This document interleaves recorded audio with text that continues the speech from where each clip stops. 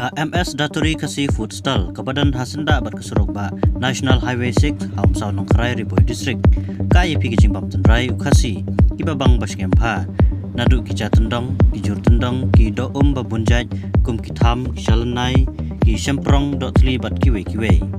hang nai pilaru banyo yo pansau pan karo panding bat ki shatni babunjaj Pamtang kata kado masih terkong dos yang terkong yang rendia bat kiwe pat pan penshingam susu pilaru banyo ki so isnahi kum ki jinjal il so yong so trun so persyong bat kiwe hakador kababit ba pilaru ban order lupa dak babipun ne WhatsApp shangi hau nomor prah nyo lain dai lai nyo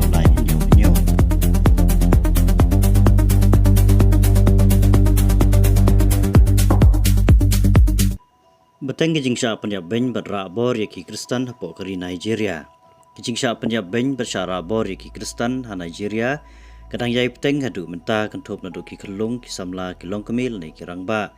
Lada dei ki kentei ne ki sendrang ha ki riuking atyar. Ki bala suba bak dei ki erang na kane kathan.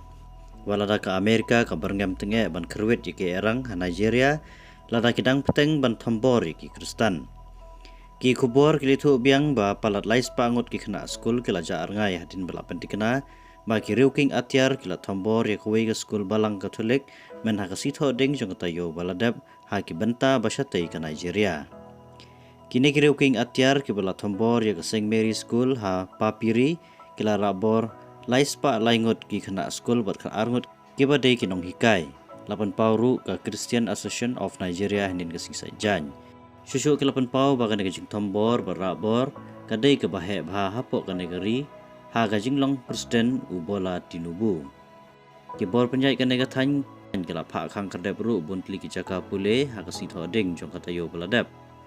ki khana nagi saup news li ki body ki balalong try da ka sorkar kila hapan kan riano ha kasi ningkong jong katayo beladap kini ki jingja kitang pan pau susu ya ki jinglong ba arsap hapok ke negeri kumbalapan pau ha ki singi beladap pakamdon Kino kijing tombor setia ki Kristen Henry Pause kidang he susu kijing tombor ya ki Kristen pat janman laga singi ki pasha arabor sya penyap sya lebijot kidai bet ki Kristen mat ki Kristen ha ka negeri ki longkum ki nongsun hakmat kini ki runar shitnyam hapo ka negeri